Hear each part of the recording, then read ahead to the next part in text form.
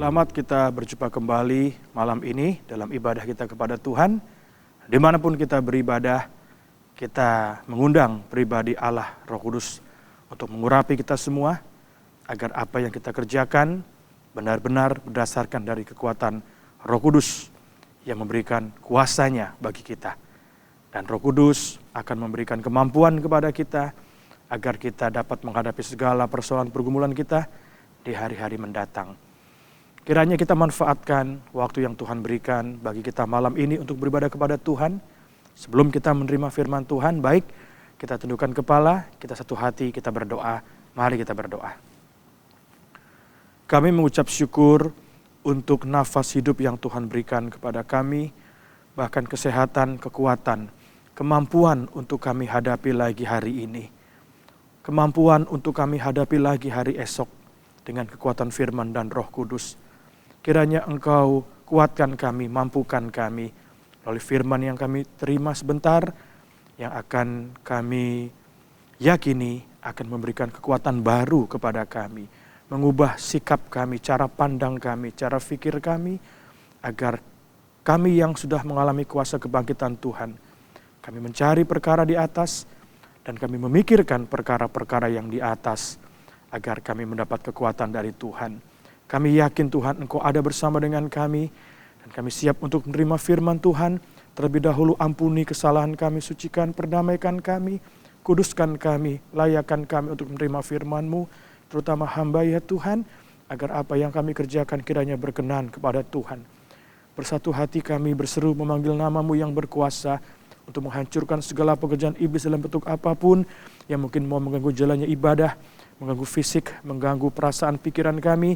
Sebab itu kami satu hati bersyukur akan kasih karunia yang akan Engkau limpahkan kepada kami, dan kekuatan yang akan menghancurkan pekerjaan iblis dalam bentuk apapun, yaitu dalam nama Tuhan Yesus Kristus. Segala pekerjaan setan kamu pergi keluar, darah Tuhan menghancurkan. Terima kasih Tuhan, kami siap untuk menerima firman Tuhan. Dalam nama Tuhan Yesus Kristus, haleluya, amin.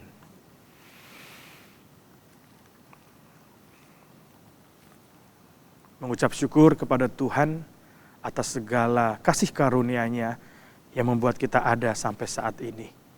Yang membuat kita masih bisa beribadah kepada Tuhan. Tetap pertahankan iman kepada Tuhan dengan apa yang kita kerjakan. Dan saya yakin apa yang kita kerjakan kiranya berkenan kepada Tuhan. Baik, segera saja kita akan mendengar firman Tuhan, apa yang pemimpin yaitu Rasul Paulus kerjakan dalam doanya, khususnya kepada sidang jemaat di Efesus. Kita membaca firman Tuhan dalam surat Efesus pasal yang ketiga. Efesus pasal yang ketiga, ayat 14 sampai dengan ayat 21. Salam dalam damai sejahtera dari Tuhan kita Yesus Kristus kiranya menyertai kita semua. Demikian firman Tuhan, Efesus pasal yang ketiga, ayat 14 sampai dengan ayat 21. Itulah sebabnya aku sujud kepada Bapa, yang daripadanya semua turunan yang di dalam sorga dan di atas bumi menerima namanya. Aku berdoa supaya Ia menurut kekayaan kemuliaannya menguatkan dan meneguhkan kamu oleh rohnya di dalam batinmu, sehingga oleh imanmu Kristus diam di dalam hatimu dan kamu berakar serta berdasar di dalam kasih. Aku berdoa supaya kamu bersama-sama dengan segala orang kudus dapat memahami betapa lebarnya dan panjangnya dan tingginya dan dalamnya kasih Kristus, dan dapat mengenal kasih itu sekalipun ia melampaui segala pengetahuan. Aku berdoa supaya kamu dipenuhi di dalam segala kepenuhan Allah. Bagi Dialah yang dapat melakukan jauh lebih banyak dari yang kita doakan atau pikirkan, seperti yang ternyata dari kuasa yang bekerja di dalam kita. Bagi Dialah kemuliaan di dalam jemaat dan di dalam Kristus Yesus turun-temurun sampai selama-lamanya. Amin. Ini merupakan doa dari Rasul Paulus. Kita melihat ayat 14 dan 15 ini adalah doa penyembahan kepada Tuhan. ada doa yang mengagungkan pribadi Tuhan. Sehingga Rasul Paulus katakan, aku sujud kepada Bapa yang daripadanya semua turunan yang di dalam sorga dan di atas bumi menerima namanya. Jadi menyembah Tuhan. Bukan langsung meminta kepada Tuhan. Dalam bentuk doa syafaat. Doa syafaat itu kita meminta kepada Tuhan, kita memohon kepada Tuhan. Tapi Rasul Paulus memberikan contoh doa, itu yang pertama Paulus menyembah Tuhan. Menyembah itu kita mempersembahkan sesuatu. Menyembah Tuhan itu kita memberikan sesuatu kepada Tuhan. Dan persembahan yang benar, ibadah yang sejati itulah persembahan tubuh kita. Sebagai persembahan yang hidup, kudus, berkenan kepada Tuhan. Dalam ibadah kita saat ini, bagikan kita mempersembahkan kehidupan kita kepada Tuhan. Juga disertai dengan suara penyembahan. Kalau kita menikmati segala kebaikan Tuhan, kita menikmati segala kasih karunia Tuhan, itu harus kita wujudkan dengan ucapan syukur melalui sembah kita kepada Tuhan. Jadi mereka-mereka yang bisa menyembah Tuhan, itu mereka-mereka yang banyak menikmati kasih karunia Tuhan. Saya percaya dimanapun kita beribadah saat ini, kita adalah kehidupan yang menerima kasih karunia Tuhan. Kita adalah kehidupan yang menerima segala kebaikan Tuhan. Sebab itu patut kita menyembah Tuhan.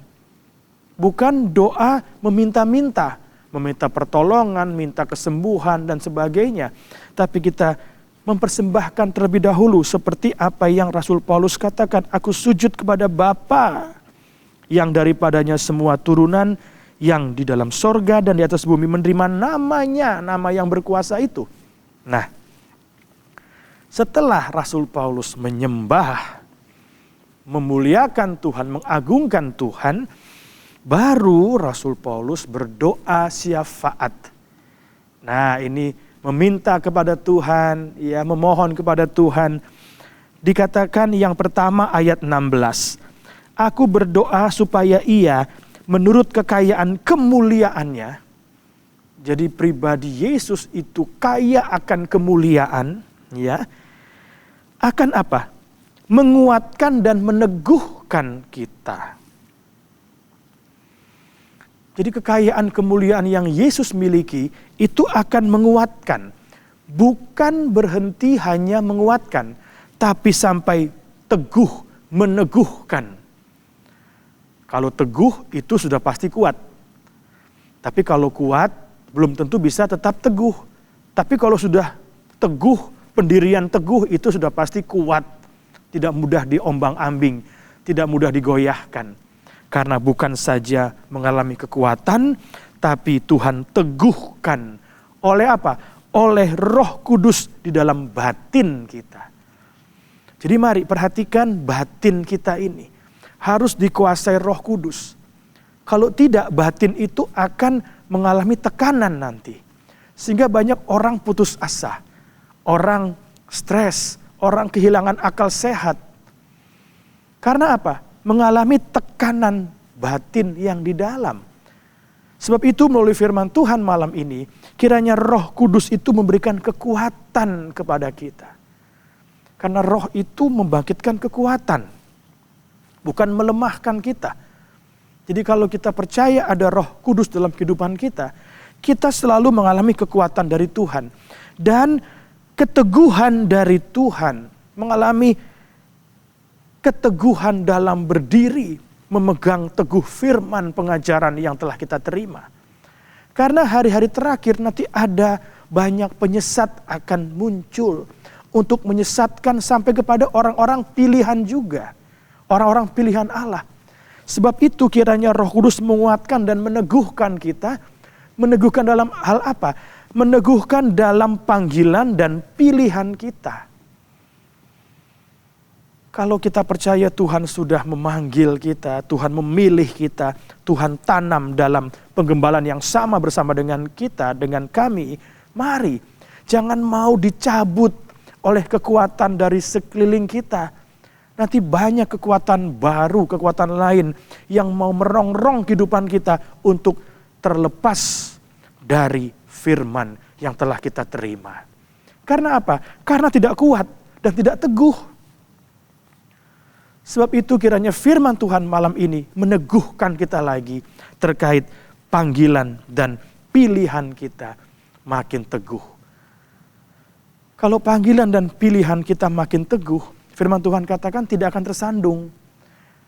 Nah, kalau orang yang sering tersandung, berarti panggilan dan pilihannya belum teguh. Baik, kita membaca 2 Petrus 1. Jadi doa dari Rasul Paulus yang pertama dikatakan, aku berdoa supaya ia menurut kekayaan kemuliaannya. Kekayaan kemuliaan itu menguatkan dan meneguhkan kita. Ini meneguhkan panggilan dan pilihan kita. 2 Petrus 1 ayat 10 dan ayat 12. 2 Petrus 1 ayat 3 berikutnya dikatakan apa? Panggilan dan pilihan Allah. Perhatikan ya. Ayat 10 dan ayat 12 sekarang. Karena itu saudara-saudaraku, berusahalah sungguh-sungguh supaya panggilan dan pilihanmu makin teguh. Panggilan dan pilihan kita makin teguh dengan adanya apa? Roh Kudus. Jadi Roh Kudus itu bukan memisahkan kita dari panggilan dan pilihan kita. Roh Kudus bukan membuat kita semakin jauh dari panggilan dan pilihan Tuhan atas kehidupan kita. Justru Roh Kudus mendekatkan kita agar kita menghargai panggilan dan pilihan Tuhan atas kita. Karena itu saudara-saudaraku, berusahalah sungguh-sungguh supaya panggilan dan pilihanmu makin teguh. Kalau Tuhan panggil kita terpanggil dalam satu penggembalaan di tempat ini, kuatkan panggilan dan pilihan kita makin teguh. Sebab jikalau kamu melakukannya, kamu tidak akan pernah tersandung.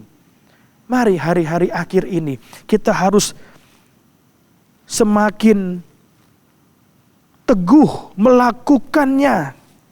Semakin kuat untuk melakukannya. Panggilan dan pilihan kepada Tuhan, kepada pengajaran yang kita terima. Agar tidak tersandung, karena zaman akhir banyak sandungan nanti. Tapi mari jangan tersandung kalau ada Roh Kudus ya. Ayat 12, karena itu aku senantiasa bermaksud mengingatkan kamu akan semuanya itu sekalipun kamu telah mengetahuinya dan telah teguh. Saya percaya sidang jemaat sudah tahu dan sudah teguh. Tapi tetap kita sebagai hamba-hamba Tuhan harus meneruskan firman Tuhan. Ya, walaupun telah mengetahui dan telah teguh dalam kebenaran yang telah kamu terima. Kebenaran firman Allah dan Roh Kudus. Walaupun saya tahu kita sudah kenal, menerima, mengetahuinya teguh, tetap harus diingatkan melalui firman Tuhan malam ini. Agar panggilan dan pilihan kita makin teguh. Haleluya. Baik. Kita lanjut Efesus pasal yang ketiga ayat 17. Sehingga oleh imanmu Kristus diam di dalam hatimu. Perhatikan. Kalau Kristus diam dalam hati kita, dalam batin kita, maka kita akan berakar. Serta berdasar di dalam kasih. Berakar berdasar. Jadi pendirian kita itu atas dasar apa? Kasih. Perjalanan hidup kita atas dasar apa? Kasih.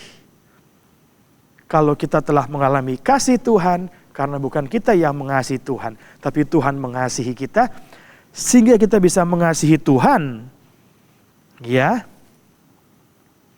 dan kita mengasihi sesama.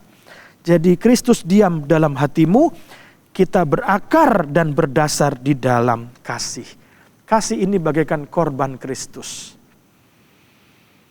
Kalau kita berakar dalam kasih, tidak digoyahkan, tidak mudah digoyahkan, diselewengkan, kita akan dinubuatkan menjadi mempelai wanita Tuhan. Karena mempelai wanita Tuhan itu berdiri atas korban Kristus. Atas bulan menunjukkan korban Kristus. Haleluya. Kasih dari korban Kristus.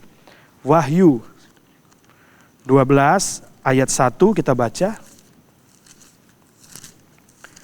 Kiranya Tuhan mengasihi kita semua saat ini dalam ibadah kita ya.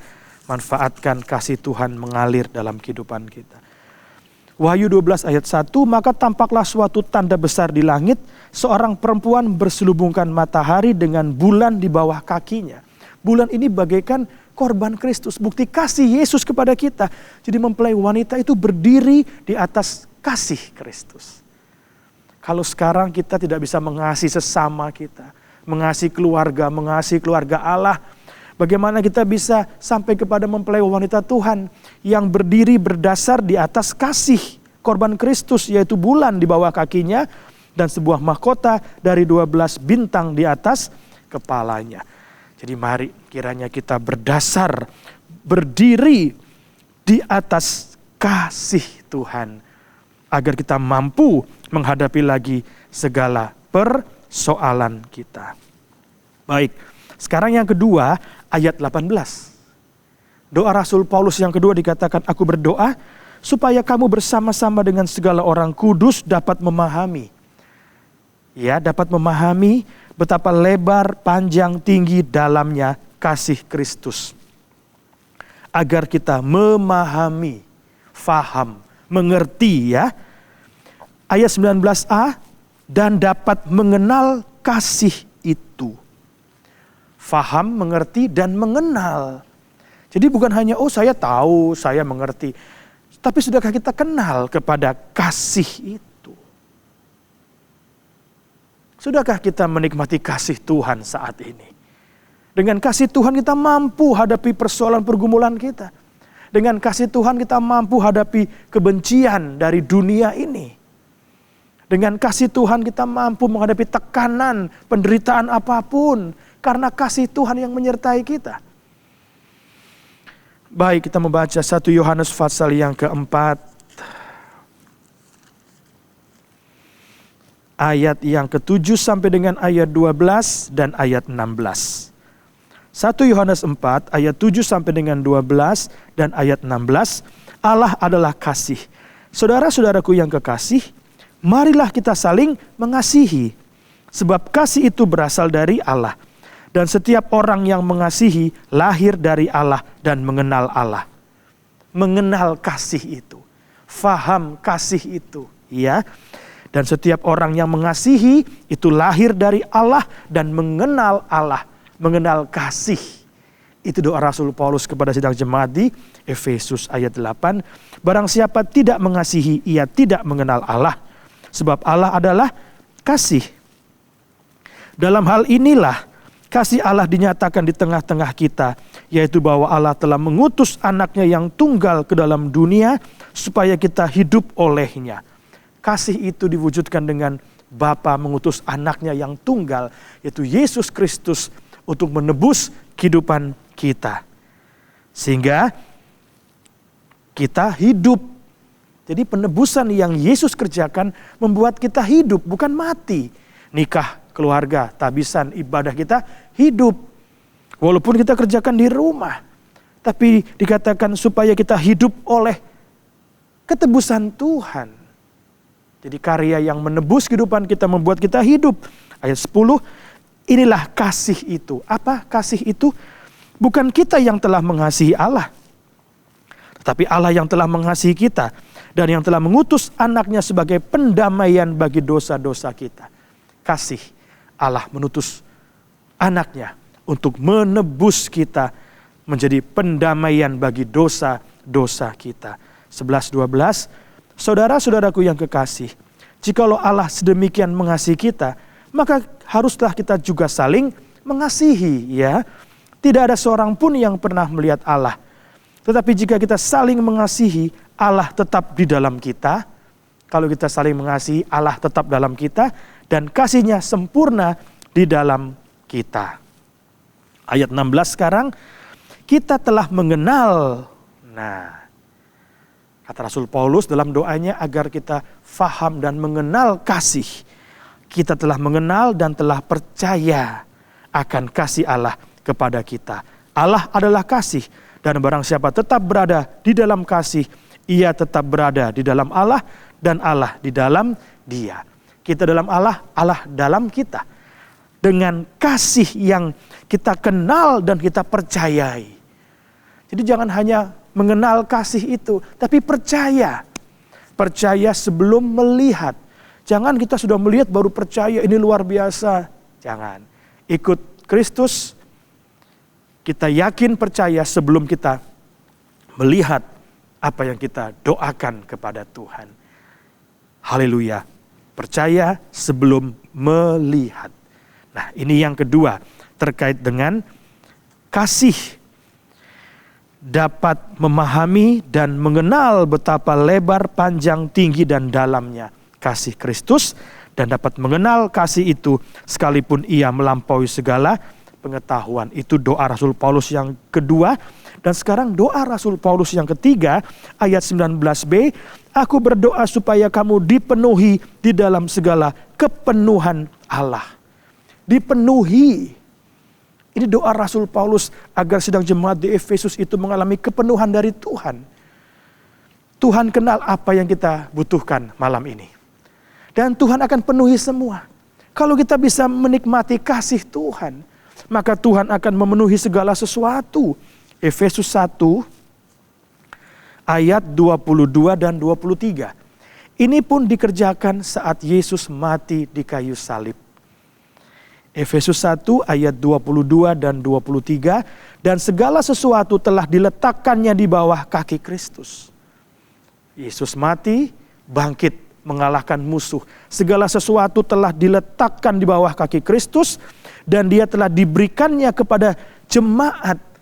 Jadi Yesus itu telah diberikan oleh Bapa kepada kita jemaat sebagai kepala dari segala yang ada. Jadi Yesus dikaruniakan kepada kita, pribadi yang hidup itu dikaruniakan Bapa kepada kita sebagai kepala dan kita tubuhnya. Jadi kita memberikan kesempatan kepada Yesus sebagai kepala yang menguasai kita. Bukan kita yang berpikir, kita gunakan pikiran, perasaan, tapi kita serahkan kepada Tuhan. Dia sebagai kepala, kita sebagai tubuh. Tubuh itu hanya ikut saja. Berserah kepada kepala yang memimpin kehidupan kita. Kepala dari segala yang ada. Ayat 23, jemaat yang adalah tubuhnya. Jadi Kristus yang dibangkitkan itulah kepala. Dan kita adalah tubuhnya, yaitu kepenuhan Dia yang memenuhi semua dan segala sesuatu. Memenuhi semua dan segala sesuatu. Apa yang kita butuhkan malam ini? Bapa, kepala itu sanggup memenuhi semuanya. Haleluya. Tunjukkan kasih kita kepada Tuhan. Kasih kepada Tuhan melakukan segala firman Tuhan. Kasih kepada Tuhan ditunjukkan dengan melakukan segala perintahnya. Maka dia sebagai kepala akan memenuhi semua dan segala sesuatu. Dan pada akhirnya Rasul Paulus katakan pada Efesus pasal yang ketiga ayat 20-21. Ya, jadi ada 3 kali doa dari Rasul Paulus dan sekarang ayat 20. Bagi Dialah yang dapat melakukan jauh lebih banyak daripada yang kita doakan atau pikirkan. Jadi bagi Dia yang bagaimana? Melakukan jauh lebih banyak daripada yang kita doakan atau pikirkan. Seperti yang nyata dari kuasa yang bekerja dalam kita. Jadi kuasa yang bekerja dalam kita itu bagaikan Tuhan melakukan jauh lebih banyak dari yang kita doakan atau pikirkan. Mungkin kita tidak berdoa untuk satu pergumulan kita, tapi Tuhan selesaikan. Ya, jauh lebih dari apa yang kita doakan atau pikirkan. Itu kuasa Tuhan. Yang Tuhan mau nyatakan kepada kita, kuasa yang bekerja dalam kita. Jadi yang pertama bagi Dia, siapa Dia? Yang dapat melakukan jauh lebih banyak daripada kita doakan atau kita pikirkan. Dinyatakan dari kuasa Allah atas kehidupan kita. Dan yang kedua, ayat 21, bagi Dialah siapa? Kemuliaan di dalam jemaat. Jadi bagi Tuhan, bagi Dia ada kemuliaan di dalam jemaat. Jadi dalam jemaat bukan seorang manusia, seorang pemimpin, seorang gembala sidang yang diagungkan, dimuliakan. Jangan sekali-kali kita pernah mengkultus individu kan, mengagungkan seorang hamba Tuhan. Tapi mari kita memandang di atas seorang pemimpin, dalam sidang jemaat, yaitu Tuhan Gembala Agung, Gembala yang baik. Itu yang kita pandang.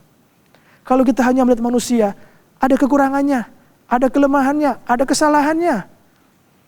Seperti imam besar, ya, yang kedapatan dilihat ada kekurangannya. Dan bagaikan puntung yang ditarik dari api itu. Ada kekurangannya. Hanya pribadi Yesus yang suci, sempurna. Jadi mari kita, hamba-hamba Tuhan khususnya, jangan kita merasa kita yang paling baik, paling benar, tidak. Tapi mari kita merendahkan diri. Hanya pribadi Yesus, Gembala yang baik, Gembala yang agung, itu yang kita pandang. Agar tidak membanggakan seorang manusia siapapun, ya. Jadi bagi Dia kemuliaan dalam jemaat, di dalam Kristus Yesus turun-temurun sampai selama-lamanya. Amin. Jadi dikatakan kemuliaan dalam jemaat, bagi Dialah kemuliaan di dalam jemaat. Ada kekuatan yang Tuhan berikan kepada kita. Ada kemuliaan yang Tuhan berikan kepada kita. Agar apa? Agar kita cakap menanggung segala sesuatu. Tekun sabar. Itu kekuatan kemuliaan yang Tuhan mau berikan. Ya, dalam Kolose pasal yang pertama.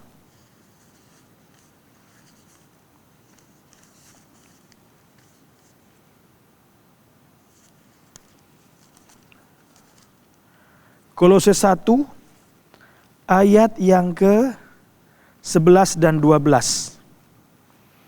Jadi kekayaan kemuliaan yang Tuhan berikan kepada kita, kekuatan yang Tuhan berikan ini untuk apa?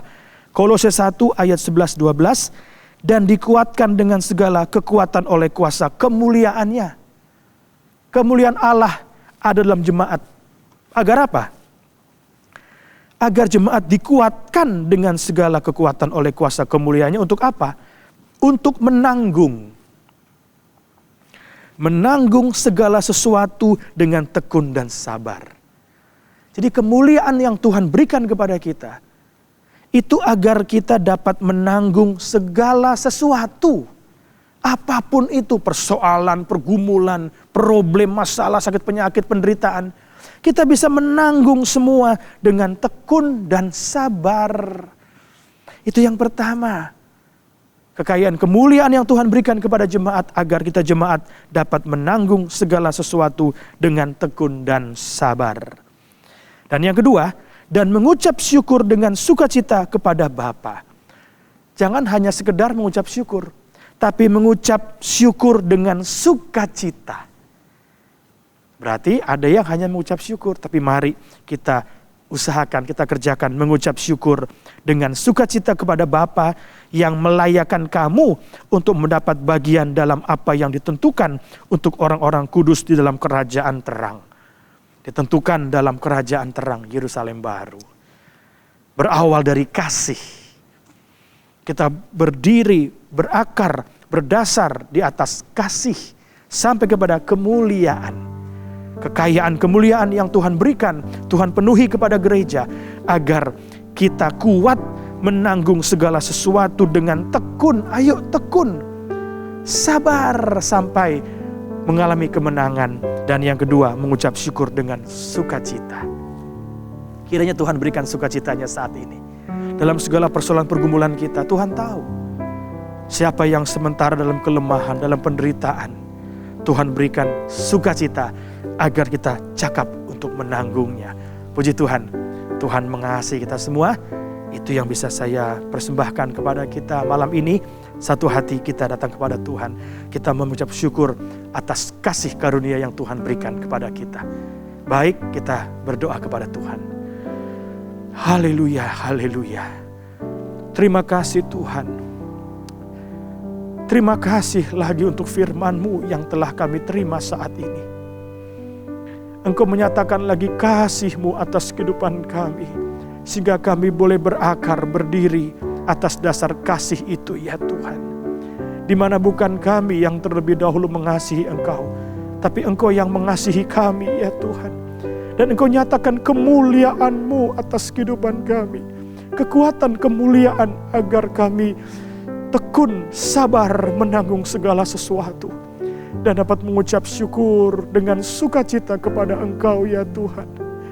Oleh sebab itu nyatakan kasih-Mu saat ini bagi kami. Khususnya kami yang merasa penderitaan itu berat. Kami yang merasa begitu besarnya tekanan dalam batin kami.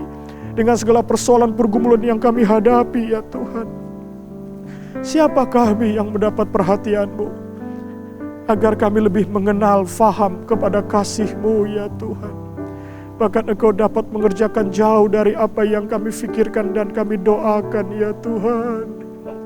Oleh sebab itu malam ini kiranya Engkau tetapkan panggilan dan pilihan-Mu atas kehidupan kami.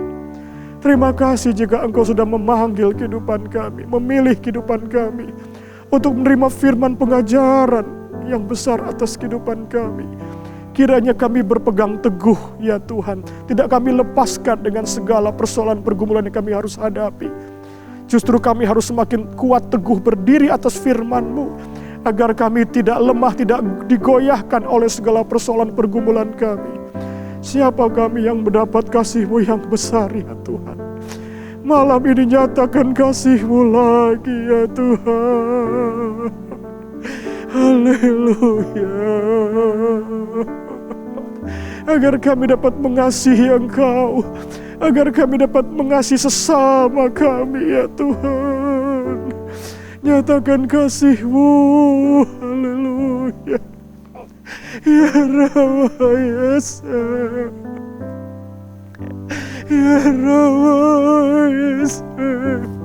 Nyatakan kasih-Mu saat ini bagi kami Tuhan. Agar Engkau mengangkat kehidupan kami sampai kepada kemuliaan yang sesungguhnya. Terima kasih Tuhan untuk kasih-Mu yang dapat kami rasakan lagi. Khususnya kami yang merasa lemah, menderita ya Tuhan. Kiranya kami mau mengalami kekuatan dari kuasa Roh Kudus. Terima kasih Tuhan, terima kasih. Agar kami selalu berdiri di atas dasar bulan, yaitu korban-Mu, kasih-Mu atas kehidupan kami. Dan kiranya kami dapat tekun, sabar, sampai menang bersama dengan Tuhan. Terima kasih Tuhan. Haleluya. Haleluya. Esa. Ya Esa. Terima kasih untuk firman-Mu yang memberikan kekuatan baru kepada kami. Terutama kasih-Mu yang memperdamaikan kami, menebus kehidupan kami lagi ya Tuhan. Kiranya Engkau menerima doa sembahyang kami, doa penyembahan kami kepada Engkau ya Tuhan. Dan kami percaya doa Rasul Paulus kepada sidang jemaat di Efesus, kiranya juga kami dapat lakukan dan kami terima ya Tuhan. Agar apa yang kami kerjakan kiranya berkenan kepada Tuhan. Terimalah penyembahan kami malam ini, terimalah ibadah kami ya Tuhan. Kiranya berkenan untuk kemuliaan Tuhan yang ada bersama dengan kami. Kuatkan kami yang lemah, hibur kami yang berduka cita. Kiranya Engkau pulihkan kami, sembuhkan, sehatkan kami ya Tuhan. Dan kami percaya Engkau sudah ada bersama dengan kami. Kiranya roh kebenaran dan firman kebenaran menguasai hati kami. Mampukan kami menghadapi segala persoalan pergumulan kami sampai menang. Terima kasih Tuhan untuk panggilan dan pilihan-Mu atas kehidupan kami. Dan kami semakin kuat atas panggilan dan pilihan yang telah kami pilih. Kami bersama dengan Tuhan. Tidak ada yang dapat memisahkan kami dari kasih-Mu. Apapun itu juga ya Tuhan. Kiranya lanjutkan kasih setia-Mu atas kehidupan kami. Terima kasih Tuhan. Kiranya berkenan menerima apa yang telah kami persembahkan melalui ibadah kami. Sebelum kami akhiri lagi hari ini sejak pagi, siang, sore, malam ini. Kami percaya Engkau bersama dengan kami. Lindungi rumah kami. Lindungi, pelihara, jaga, bela keluarga-keluarga kami ya Tuhan, pribadi lepas pribadi. Dari yang tertua sampai kepada anak-anak kami yang kecil. Terima kasih Tuhan untuk apa yang telah kami alami malam ini. Kami akhiri dan kami ucap syukur untuk segala kesempatan ibadah yang masih dapat kami lakukan kepada Tuhan. Dalam nama Tuhan Yesus Kristus. Haleluya. Amin. Terima kasih untuk kebersamaannya lagi dengan kami dalam ibadah. Baik hamba-hamba Tuhan, penatua, imam-imam, sampai kepada seluruh sidang jemaat. Ada saatnya kita bertemu, ada saatnya kita akan berpisah. Dan sampai berjumpa dalam ibadah hari Minggu yang akan datang. Tuhan mengasihi kita semua. Kami pamit undur diri. Salam